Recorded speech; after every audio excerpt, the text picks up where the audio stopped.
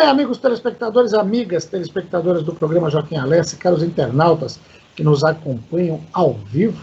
Agora são duas TVs em uma, hein? É Empiros e Vox TV oficial no Facebook de São Caetano do Sul. A gente está ao vivo também pelo canal 3 da NET, São Caetano do Sul, e depois esse programa vai para uma série de redes sociais, para o meu YouTube, para o portal ABCD Real, enfim, todas as pessoas vão ter oportunidade de assistir. Você está sendo bombardeado por uma propaganda que inunda rádios, televisões, jornais o tempo todo, internet, sobre o Pix. E muita gente pergunta o que é Pix. O Pix, daqui a pouco o nosso convidado vai explicar direito, mas ele traz muitas vantagens na hora de uma transação bancária, mas também exige elevados cuidados para a gente não cair em golpe. O Pix vem aí. Quais as vantagens e quais os cuidados que a gente deve tomar? Esse é o tema do nosso bate-papo de hoje.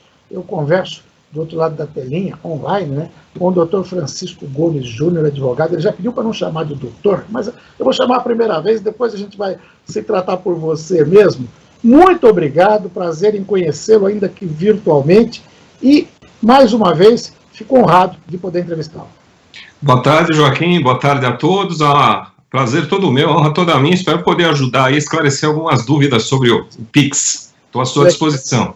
Maravilha, eu recebi um material da tua assessoria de imprensa, da Luciana Vitali, que é a assessoria que é comandada pela minha amiga Silvia Pacola, que faz um trabalho maravilhoso, e realmente me chamou a atenção, porque a gente está pensando muito no Pix do lado do correntista, a gente vai falar um pouquinho desse, mas você aborda também os cuidados que as empresas devem tomar. Inclusive, tem uma reivindicação aí que o prazo para que elas sejam obrigadas a usar esse tipo de transação financeira seja estendido para que elas possam se adaptar.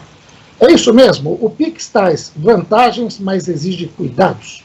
É isso mesmo. Na realidade, colocando, digamos assim, no contexto histórico do que a gente está vivendo agora, a gente pode dizer que o Pix ele é a entrada do Brasil no que a gente chama de Open Banking. A entrada do Brasil num movimento que começou na Inglaterra e já está em todos os países do primeiro mundo, que são de transações instantâneas. A gente fala muito em mundo digital, então o Pix seria um serviço bancário, o que é um mundo digital, um serviço instantâneo, automático, rápido e um serviço praticamente sem tarifas. Como todo serviço novo que vai entrar em vigor, vai ser uma revolução, vai ser uma grande disruptura com o que a gente tem hoje, que a gente faz transações via TED e via DOC. Então, nesse movimento, o Pix significa realmente uma revolução, uma mudança. E essa mudança ela tem que ser precedida de muitos cuidados para o usuário, digamos assim, eu ia falar consumidor, mas usuário acho que é um termo que se encaixa melhor, e para as empresas que vão estar se utilizando do Pix. A gente sabe que sempre, quando um serviço novo, quando uma novidade tecnológica começa, os fraudadores parece que chegam junto ou chegam na frente dos usuários. Então, eu espero poder aqui dar algumas dicas de como a gente pode evitar algumas armadilhas que a gente já está vislumbrando, algumas, inclusive, já acontecendo. Opa, dá para adiantar quais são essas armadilhas aí, porque agora interessou aí para o pessoal. Tá. Na realidade é o seguinte, qual é o primeiro passo para que você amanhã possa se utilizar do Pix? Quando eu digo amanhã, eu digo a princípio dia 16 de novembro, que é a data prevista para a implementação. A gente vai entrar agora, a partir do início de novembro, em um período final de testes. São 15 dias que o governo vai fazer como se fosse um plano piloto com alguns usuários que vão ser comunicados e vão saber que estão sendo testados nesse período, pessoas já cadastradas. Depois, no dia 16, nós entramos em operação definitiva. O que a gente já constatou de fraude num primeiro momento? Sites falsos. O que é uma coisa clássica, quer dizer, a gente sempre ouve falar que tem site de banco, que coloca uma letrinha diferente, a pessoa quando vai digitar não percebe, e cai no que a gente chama de site clone, que é o site que ele é igualzinho ao site do banco, com todo o logo, com todo o design, e a pessoa, ao fazer uso daquele site, na realidade está fornecendo dados para alguém. Então, às vezes a pessoa recebe, cadastre o seu Pix, e aí tem muitos bancos que estão dizendo o seguinte, nós não estamos enviando e-mail para os nossos usuários. Aí a pessoa recebe um e-mail dizendo cadastre o seu Pix com um link. Só que quando ela clica naquele link, ela vai parar num site clone. E aí ela vai digitar o CPF, vai colocar o e-mail, enfim, vai passar dados para que pessoas, então, se usando daqueles dados, inclusive depois possam cadastrar um Pix no nome dela. Pois é. Eu estava perguntando antes, uma coisa que me chama a atenção, e aí já do ponto de vista do correntista comum dos bancos. Eu recebo lá, pelo aplicativo dos bancos, eu tenho conta, por exemplo, em 4 bancos. Um primeiro banco se antecipou, ele falou, cadastre-se no Pix. Mas eu estava no app do banco, normal, dava para saber que aquilo era oficial mesmo. Você tem a opção de cadastrar 5 chaves, pelo teu CPF, pelo teu e-mail, pelo teu celular. O celular, o e-mail, eles vão ser eles a chave ou a chave é gerada a partir deles? Como é que funciona isso?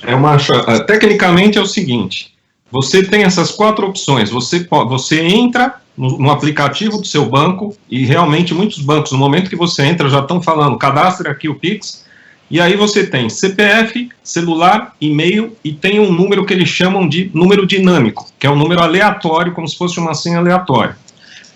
A princípio, o mais seguro seria você usar a senha aleatória. Por que a princípio? Porque você vai criar uma chave de segurança. Então você cria a chave de segurança, por exemplo, com o seu CPF. O seu CPF é fácil de alguém conseguir. Seja numa escritura, num documento, em algum lugar, às vezes até na internet, em alguma pesquisa lá sobre algum imóvel e tal, a pessoa acha o teu CPF. E se o teu CPF é a entrada da sua chave, você imagina o seguinte, amanhã, quando você for usar o Pix num comércio, numa compra que você está fazendo, você vai dar a sua chave de entrada, que é o seu CPF. E um fraudador pode ter o seu CPF, pode tentar fazer uma compra e usar o seu CPF e entrar no seu Pix. O que acontece?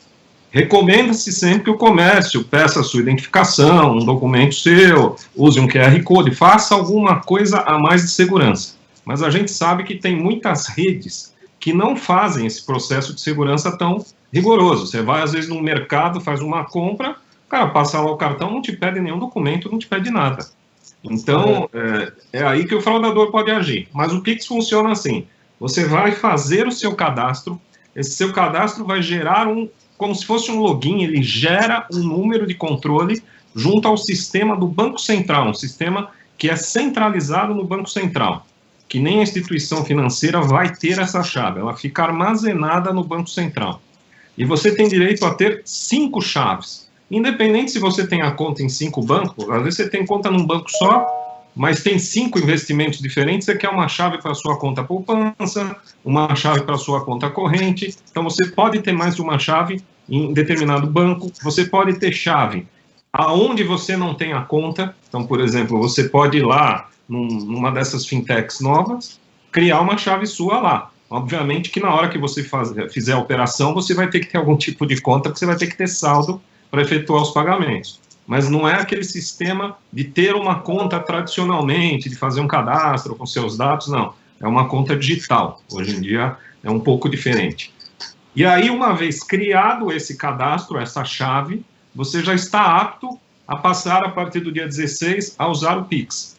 Então, nesse primeiro momento, o cuidado que todo mundo tem que ter é quando eu for fazer o meu cadastro para criar a chave. Tanto com sites clonados, quanto... Eu tive um amigo, que eu já comentei outro dia, inclusive em outro programa, que ele foi fazer o Pix dele e o banco apareceu a informação que já estava feito o Pix dele. E ele falou, mas como já está feito? Já está feito. Daí ele teve que pedir o cancelamento para o banco, porque alguém que tinha CPF... Às vezes a pessoa tem até todos os dados, tem o CPF, o e-mail, o celular da pessoa, criou uma chave para ele. E você pode cancelar também, então, depois que fez a inscrição, pode cancelar. Você pode cancelar, sim. Só quem tem o direito de cancelar é o titular do dado. Agora, por isso que se recomenda também o seguinte, a todas as pessoas, façam o cadastro no Pix. Porque quando você faz o cadastro, é que você descobre se, porventura, alguém não fez antes no seu nome. Correto. E fazer o cadastro não significa que você seja obrigado a usá-lo numa transação. Ele é mais uma opção, é isso? Apesar de ele ser mais rápido. Não significa que vai acabar o DOC, acabar o TED, vai continuar também. Vai continuar. E, na realidade, ele é mais uma opção, ele vai ser basicamente uma opção para compras de menor valor. Porque, veja bem, primeiro que aquele correntista ou aquela empresa que já tenha um saldo médio alto ou razoável, ele já tem isenção de tarifas bancárias, geralmente. O que significa o seguinte, ele já não paga pelo DOC e pelo TED. Então, não tem por que ele mudar o regime dele, a não ser que ele queira uma maior agilidade. Mas ele já tem a segurança do DOC e do TED, já tem muitas vezes os favorecidos cadastrados, e como ele não paga, não vejo por que ele precise mudar. Agora, o PIX, ele não cobra tarifa, então para aquela pessoa que se for um pequeno usuário de conta, que normalmente num pacote bancário teria que pagar para fazer um TED ou para fazer uma DOC, ele não vai mais pagar por isso no PIX. O PIX, ele é isento de tarifa para as pessoas físicas, mas ele não é isento de tarifa para pessoas jurídicas. Outro dado que é interessante saber é o seguinte, quem faz o PIX, quem faz a transferência não paga, mas quem recebe terá que pagar. Agora, quanto? Não se sabe ainda. A única recomendação que tem no regulamento do Banco Central é que o valor não poderá, em hipótese alguma, ser igual ou superior ao do DOC ou da TED, ou seja, ele vai poder te cobrar, quem está recebendo, mas ele não pode te cobrar como uma DOC ou uma TED, vai ter que ser mais barato. O que se espera é que a competição entre os bancos e as fintechs vai fazer com que esse preço fique próximo a zero. Tá? Eu vou te dar um dado aqui para que você tenha uma ideia. O banco hoje ele cobra o DOC, ele cobra a TED, porque custa para o banco 7 centavos essa transação no Banco Central. Então, ele repassa e cobra uma tarifa também por esse serviço. Para o PIX, vai custar 1 centavo cada 1.000 operações que o banco fizer junto ao Banco Central. Então, ele é um valor muito baixo para o banco. Então, a tendência é que o banco nem cobre por isso, porque eu acho que a competição vai ser, quem tiver tarifa zero, vai se dar melhor. Então, eu acho que é por aí que vem a competição. Legal. Bom, eu estava naquele material que a tua assessoria me mandou, essa tua observação é muito boa para os nossos amigos, principalmente comerciantes, e a gente tem muita audiência entre o pessoal que é das associações comerciais aqui de Santo André, de São Bernardo, de São Caetano, dos CDL também, que representam os pequenos comércios também, né? E esses que podem vir a ser vítimas, porque, como você estava falando, a rapidez do PIX, na hora de receber, ela serve como um atrativo para o comerciante, que ele vai falar assim, pô, o cara me pagou com o PIX, em segundos já está na minha conta aquele dinheiro, é uma tranquilidade, e se ele não tomar cuidado, ele também pode acabar sendo vítima de um golpista. Por isso, eu vi que vocês colocaram que a Abranet, a Associação Brasileira de Internet, entende que o prazo de implementação deva ser postergado para que as empresas possam arcar com a instalação de tecnologia. Vocês falam até em agosto, jogar para agosto isso aí, porque é necessário até que as empresas se preparem e instalem programas, algumas coisas que já são oferecidas no mercado. Isso, na realidade, isso surgiu, a gente faz alguns trabalhos para a Abranet e para alguns provedores diretos de internet. E na realidade o que surgiu foi o seguinte, este ano, que era o ano durante 2020, o plano era que ao longo desse ano, várias instituições pudessem instalar sistemas de segurança, sistemas informatizados, e oferecer esse sistema aos pequenos comerciantes, por um custo bastante baixo. O que aconteceu? A pandemia impediu o trabalho de campo, que é você construir redes e fazer, na realidade, todo o caminho de segurança. Então, sofreu um atraso esse cronograma de implementação por conta da pandemia. E com relação aos pequenos e médios empresários, além de tudo, eles passaram a ter dificuldade econômica, que a pandemia gerou para todas as empresas. Quer dizer, eles tiveram que readaptar seus orçamentos para, na realidade, sobreviver bem este ano. Então, não foi dada a prioridade que se esperava num cronograma original para que todo mundo estivesse pronto agora no final do ano em termos de segurança. Por conta disso, a associação sugeriu que fosse possível postergar o início do PIX. Tá? Esse pleito não foi atendido, o governo já confirmou que vai entrar agora em 16 de novembro mesmo. Então, cada microempresário está correndo, existem sistemas com bloqueios que fornecem QR Codes específicos, enfim, que vão dar filtros de segurança para o momento da operação do Pix. Obviamente que como uma ferramenta nova, ela vai funcionar bem, mas ela não está isenta a ter alguns problemas no começo. Problemas de fraude, problemas técnicos, etc. e tal. Então, de certa forma, é o tal do trocar o pneu com o carro andando, quer dizer, você, à medida que esses erros e fraudes forem acontecendo, é que eles vão ter que ser corrigidos. Agora, o temor da associação estamos todos aqui, empresários, preparados para já ter essa mudança tecnológica, ou seja, no dia 17, eu que tenho um comércio, uma loja, a pessoa entra lá e fala, eu quero usar o Pix. Se eu tiver um QR Code disponível, se eu tiver já com equipamento disponível de segurança, para mim vai ser tranquilo. Se a pessoa simplesmente chegar lá e me der o CPF, como o Pix ele faz a transação, o tempo médio estimado é que seja em 10 segundos, quer dizer, ela faz a transação, a pessoa sai da loja, vamos supor que ela fez a transação, deu lá a transação ok, ela saiu da loja. E vamos supor que seja o seu Pix. Então, no momento que alguém fizer uma transação, você vai receber um comunicado no seu celular. E no momento que você recebeu o comunicado, você fala, pô, não sou eu, só que é alguém me fraudando.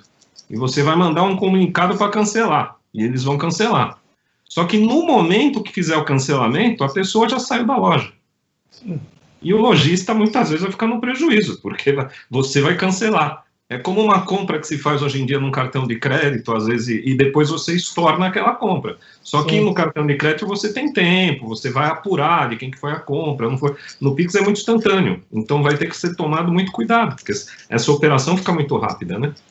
Verdade. Deixa eu ver se eu entendi. Por exemplo, eu vou fazer uma compra numa loja, mas eu preciso, além de dar o meu CPF, ou o e-mail, ou o número do celular que vai ser a chave, ele precisa passar o cartão, ou não preciso passar o cartão? Não tem cartão. O Pix não tem cartão. É só eu falar o meu CPF, ele digita lá e já está pago. Na realidade, ele vai ser uma operação feita pelo seu celular. Então, se ele tiver o sistema Pix completamente instalado na loja dele, o que ele vai fazer? Você vai pegar o seu celular, vai digitar o seu CPF e vai ler um QR Code, que ele vai ter na maquininha dele. Esse QR Code é a segurança. Qual que é o risco? Eu vou ler um QR Code, então eu tenho que ter também no celular um leitor de QR Code. O leitor do QR Code. Agora, qual que é o risco? Você imagina o seguinte, hoje quando você vai fazer uma compra, antigamente tinha muito disso, você vai fazer uma compra no cartão de crédito, ou não está funcionando o sistema, ou faltou luz, o cara fala, eu vou passar aqui no manual, e passava lá o cartãozinho na maquininha e escrevia à mão. O Pix, ele é feito para funcionar no QR Code. Mas será que no dia 16 todo mundo já vai estar com o sistema instalado? É isso que a Abranet fala. Se não tiver, vai ter que passar no manual. E no manual é o cara falando o CPF dele, ele puxando ali, e aí que pode surgir a fraude. Tá certo. Realmente, ainda tem muita coisa para ajustar antes de chegar. Tem uma outra dúvida que me colocaram, eu não sei se dá para a gente pensar nisso ou não, mas o governo anda falando muito, apesar do ministro Paulo Guedes falar que não vai ter a nova CPMF, não há imposto de taxa, não há imposto de internet, de compra virtual, mas o pessoal está achando que, por exemplo, aí já entra a teoria da conspiração, né? O Banco Central bota isso porque isso vai facilitar a você ter um imposto sobre transações financeiras. Ele pode levar a isso? Veja, o Pix ele vai ser feito como um DOC ou TED, ou seja, se o imposto incidir sobre a transação financeira está registrada ali. Ele só é mais um meio de você fazer uma transação financeira, tá? O que se diz, o que vai um pouco além, inclusive, do problema econômico, é que em países desenvolvidos, você criou plataformas de open banking, por exemplo, você tem o seu banco X, o seu banco ou algum serviço que você use te oferece a possibilidade de ter esse serviço Pix e você usa com ele. E no Brasil está se centralizando num banco central, o que significa o seguinte, quem vai ser o guardião de dados bancários de todo mundo vai ser o Banco Central. E o mundo desenvolvido não utiliza, digamos assim, esse monitoramento centralizado numa instituição bancária única. E o Brasil, de certa forma, está ficando mais estatal na medida em que uma organização que ainda não é independente, porque o Banco Central ainda não é, ainda está vinculado, vai ser o guardador desses dados. Como você vai ter agora uma Agência Nacional de Proteção de Dados, que também está vinculada à Presidência da República, que vai guardar os dados dos cidadãos. Quer dizer, você está centralizando enquanto o resto do mundo está descentralizando. Isso o Brasil está na contramão nesse sentido. É verdade.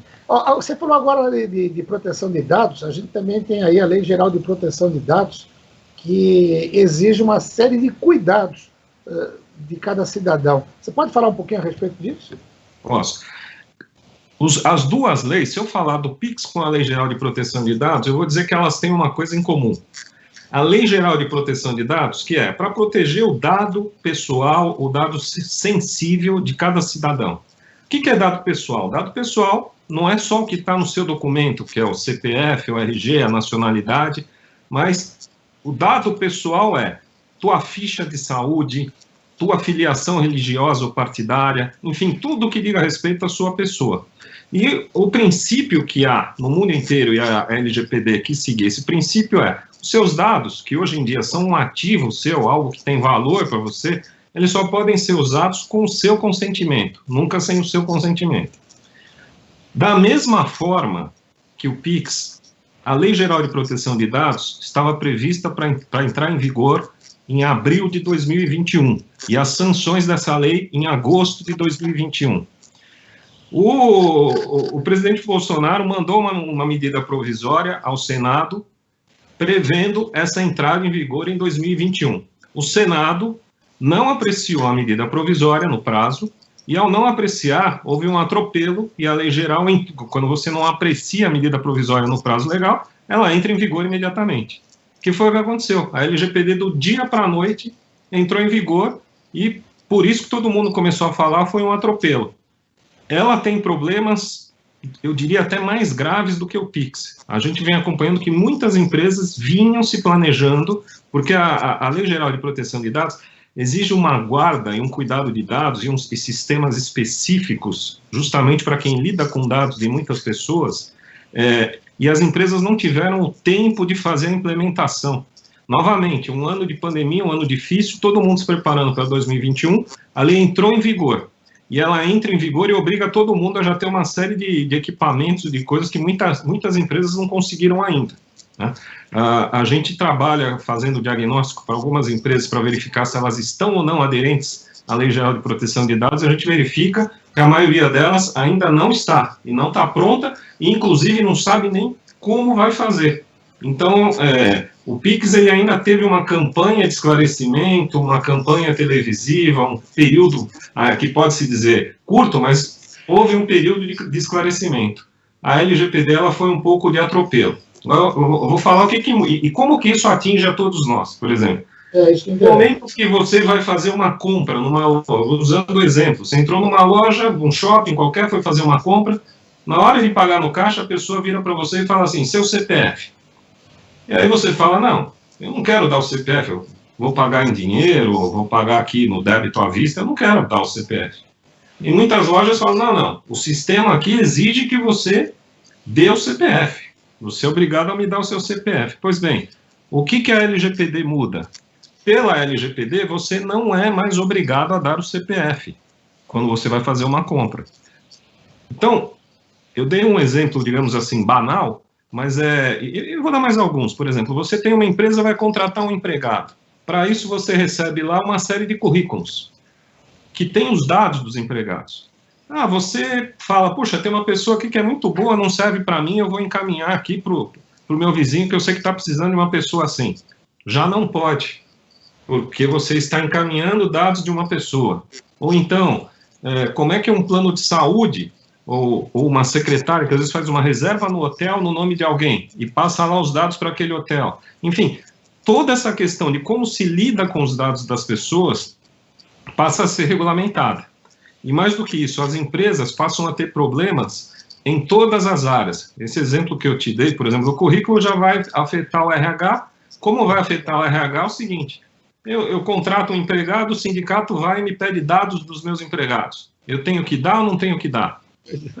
Né? E por aí vai, na área financeira, quais os dados dos meus fornecedores ou das pessoas com as quais eu trabalho eu posso ter? Como é que eu trato esses dados? Inclusive, a gente tem notado no dia a dia, eu tenho notado, quando eu recebo, por exemplo, algum e-mail comercial para me cadastrar, vamos supor, uma loja que eu vou fazer uma compra, eu tenho que fazer meu cadastro, eles já colocam uma mensagem embaixo, olha, os teus dados estarão garantidos de acordo com a Lei Geral de Proteção de Dados. Até esse tipo de cuidado, e a orientação jurídica aí é necessária, a empresa precisa ter para cumprir a lei, né?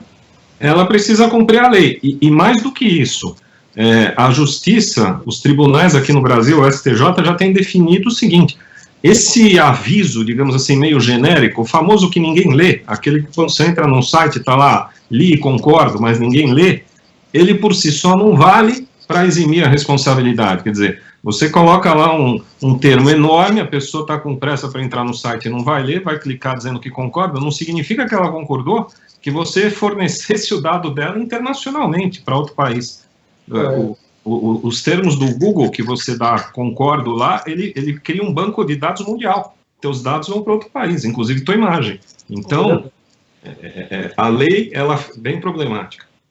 Advogado Francisco Gomes Júnior, estão me avisando que a gente tem 2 minutos para encerrar, infelizmente. Eu ficaria aqui mais tempo. O papo tá bom, a gente vai conversar mais vezes. Mas eu queria deixar 1 minuto aí para suas considerações finais, algum assunto que eu não tenha abordado, algum tema. Fique à vontade. Joaquim, foi um grande prazer, uma grande honra falar contigo, gostei muito. Estou à sua disposição para quando necessitar, qualquer outro tema. A gente atua bastante em direito digital, essas novas tecnologias. Agora, nesse momento do Pix, eu só gostaria de novamente frisar para as pessoas: tomem cuidado, olhem o e-mail, olhem os aplicativos, e você, empresário, se tiver condições e puder consultar uma consultoria, um advogado, para ver se você está totalmente adequado, tome esses cuidados. Esse é o recado, é um momento de cuidado. A nova tecnologia vem aí, vai ser boa, mas cuidado. Tá ótimo. Obrigado pela entrevista, muito boa, com certeza. Já virou minha fonte aí. Quando eu precisar de algum assunto, principalmente nessa área de tecnologia e direito, a gente vai te procurar. Muito obrigado e até a próxima. Obrigado, Joaquim. Um abraço. Advogado Francisco Gomes Júnior falou com você.